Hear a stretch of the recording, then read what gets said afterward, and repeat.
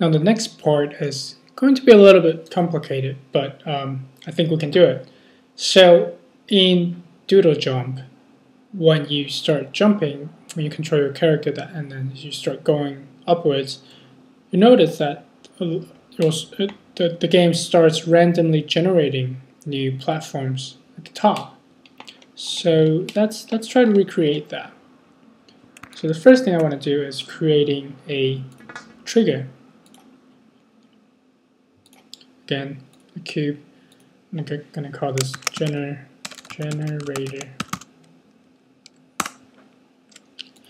And I'm going to make sure that that's a trigger. And I'll make sure that it's wide. Now the purpose of having this thing is, what I want to do is when the player object touches this thing, right? So the player object is going upwards. When it touches this thing, we're going to generate new platforms at the top. Right? So this is kind of like a way for us to know where, in what position the player is, and if it's going across this line, then we create new objects, right? So that's what we're going to do here. Okay, so we're going to go to Playmaker. And we're just going to have an idle state, a generate state, and in the idle state we're going to have the trigger event that we've used earlier, and when the player triggers this object, we are going to send the finished event. And it's going to go to the generate state, and we are going to create an object. And here we're going to select that prefab that we've just created, and spawn point. Now I want the spawn point to be somewhere over here at the top, right? I want new blocks to be created, new platforms to be created off the screen, right? Before top of the screen. I mean above the top of the screen. So I'm going to create an empty game object, and I'm going to call this spawn point, platform spawn point. And I'm going to drag this into the generator. Again, now it's become the child object of generator. And the good thing about it is, again, when I move the generator, that spawn point moves with it. I'm going to add an icon so we know where to find it. And I'm going to position it more or less here. Okay.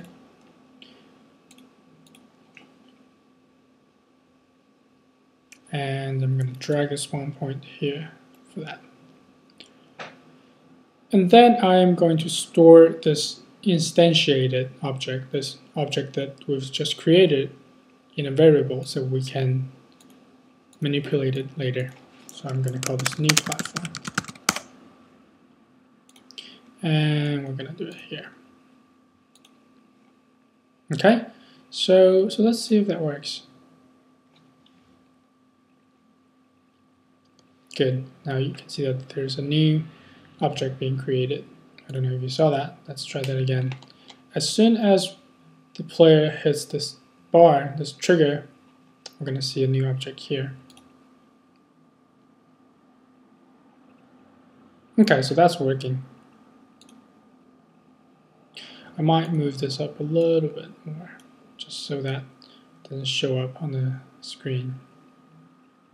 Right, okay, good. Now, the next thing I want to do is I also want to move this bar upwards whenever the player touches it. Yeah, whenever the player touches, how do I say that word now? Touches this bar, I'm going to move it upwards. So to prepare ourselves to create the next one that's even higher, right? So now we're creating a block here. And when we're doing that, I want to make sure that we move this up so that we're creating something above it. and then we continue to move this upwards, and then that's how we're going to create multiple layers of objects.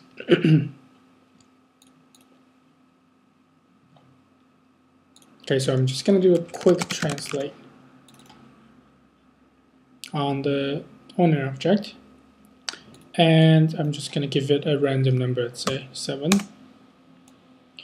and I'm going to uncheck every frame per second. I just want to do it once, right? So let's see what happens when I play. It goes up there, right? So that's good. That's what I wanted. And then let's add a finish state there. So when the finish is doing these things, it's gonna go back to the idle state, which also means it's ready to be triggered again. You can see that we're now seeing more and more blocks being generated. See that here. Oops, I just lost my guy.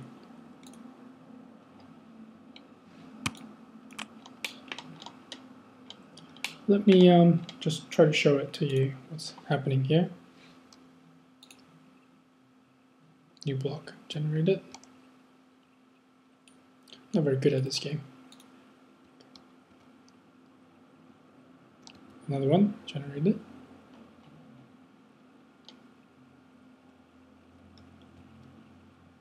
And another one. Now I don't want them to be all on the same line, so that's the next thing I want to do. So come back to the state machine, and I'm going to define an x position float variable. I'm just going to assign a random number to it, random float, and it's going to be between -7 and 7. How do I know that? Well, let's look at the walls we've created here. Right, this one is the -7 position, and the other one is at 7, so I want to create something in between these two. Right, so we have that random float, and then assign it to the x position. And then we are going to set position. Or we're going to set the new platform's x position to the one we've just randomized. So let me just maximize this so we can see that better. We created a random float variable, put in the x position, and then we assign that x position to the new platform, the object that we've just created here. And we're gonna use this new variable for its x position. Right. Let's see if that works.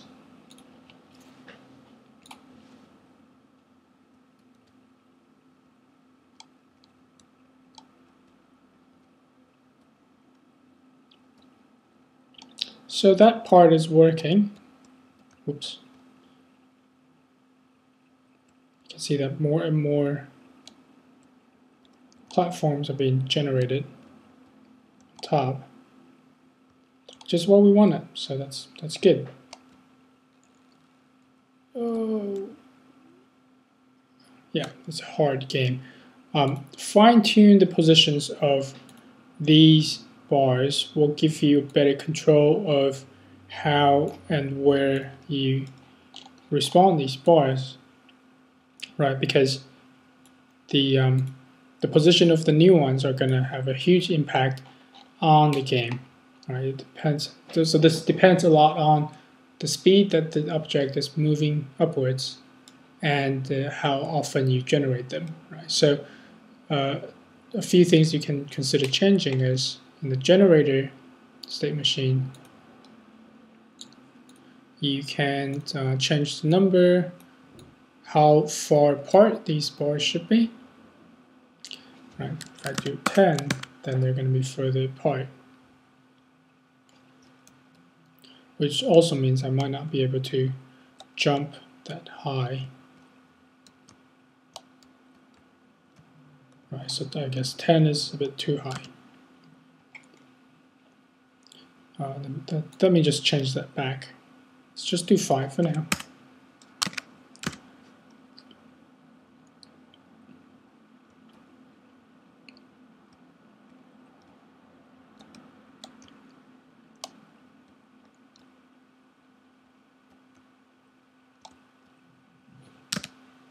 Okay, so we have our basic setup now.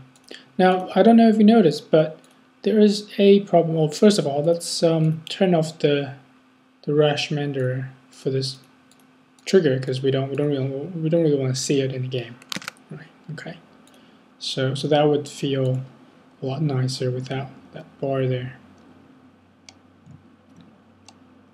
But you can see that when sometimes when the player object is moving upwards, it sort of has this compound effect. Oops. That makes it go a lot faster all of a sudden, which is kind of a cool effect. But if you don't want to deal with that, how do we fix that? Like, well, I guess first of all we need to figure out what's causing it, right? So let's deal with that next. Actually, before we do that, let's just do one thing really quickly. Now that we're generating more and more platforms, we want to make sure that the ones that are down below that are no longer being used, we just destroy them. We don't need them in the scene, right? So let's go to project, select the platform prefab again. Sometimes it doesn't show up, so select it again. Oh, it still doesn't show up. Let's just select it from here, prefab, and we're going to do something similar. We're going to have a destroy state. This is going to be similar to the game over state that we did earlier. And we're just going to do a became invisible. So when it became invisible, we're going to destroy the platform itself. And that's it. Okay, now let's see if that works.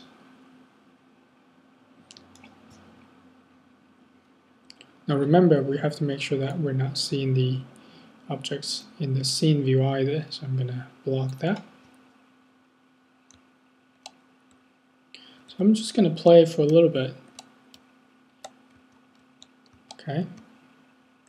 And then I'm going to pause the game. Let's go back to the scene view. You can see that all the ones down here that we had before are gone. And we only have the ones, this one is that one down there, this is this one down here, and that's the player object. So we only have the ones visible in the scene still inside the scene, the ones visible in the game view still. Here, the other ones are destroyed. So that's good, that's good. But let's fix that little problem that we had before with that supercharged jump.